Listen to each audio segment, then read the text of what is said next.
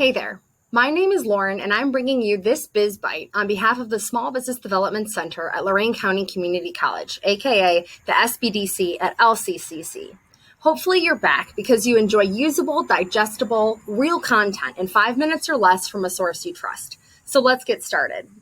I'm here today to continue our conversation about why you should conduct market research. If you missed those videos, check out our previous BizBites to get all caught up. Now that we're in the swing of things, we've discussed market research overall, market researching your people, testing your ideas with those people, and knowing your competition. All of this is happening against the backdrop of your field or industry. Understanding the state of the industry is not only helpful for strategic reasons, but industry data can also be great to strengthen a pitch presentation, a business plan, or even a grant application. Whether the industry is thriving or struggling, there's a lot you can learn about your industry that can make you a better business person in the long run. In this video, we'll talk about where to find industry information, which data is actually helpful, and how to use that information to build a stronger business. Let's start with finding your industry. In the small business world, there's likely a code associated with your industry. You'll probably use something called the NAICS code, NAICS, which stands for National American Industry Classification System. Pronunciation is debated, but I call it the NAICS code. This is pretty specific. There's also the SIC code, SIC code, which stands for Standard Industrial Classification, which is much more general. It just depends on the database you're using, but I tend to prefer the NAICS code. In seeking funding, securing coaching, talking about your business, or attracting stakeholders, it helps to know your specific industry code so that you're speaking a common language.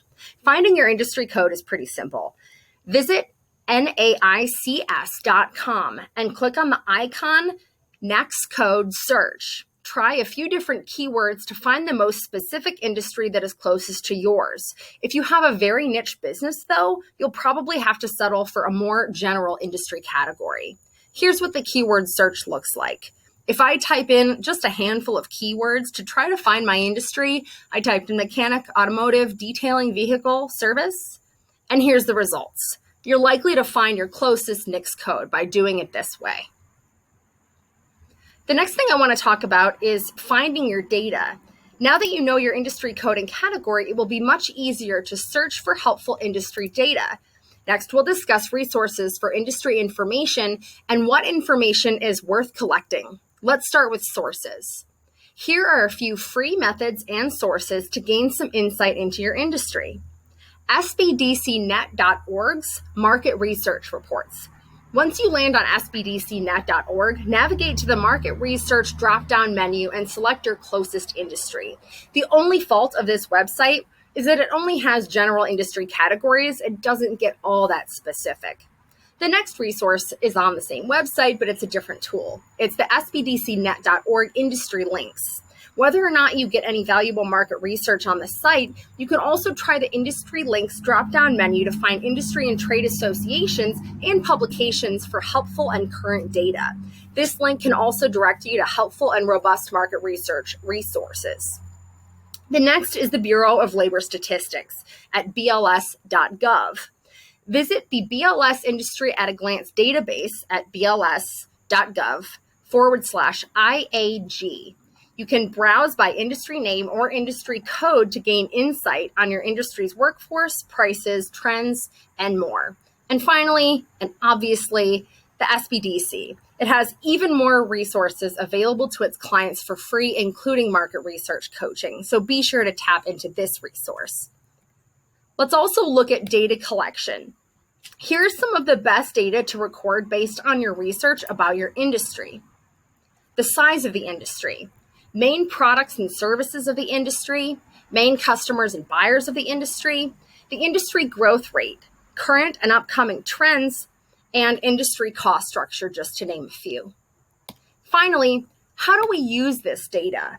Upon collecting useful industry data, there are several ways it can help you build a better business plan or hatch a smarter strategy.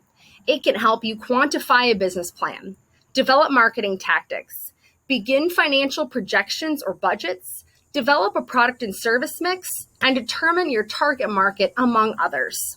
Market research, as with any worthwhile information you gather about your business idea, is best used when summarized in a business plan. Otherwise, you'll end up accumulating piles of paper, notebooks, and binders that don't accomplish anything but take up your time. I've seen it more times than I can count. Take the useful data you're bothering to compile and summarize it into business plans so that the information is handy for you and for other interested parties.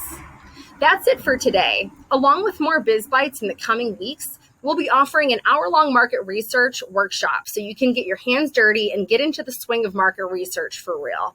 If you enjoyed this BizBite, please like and share and follow the SBDC for more like this. See you next time.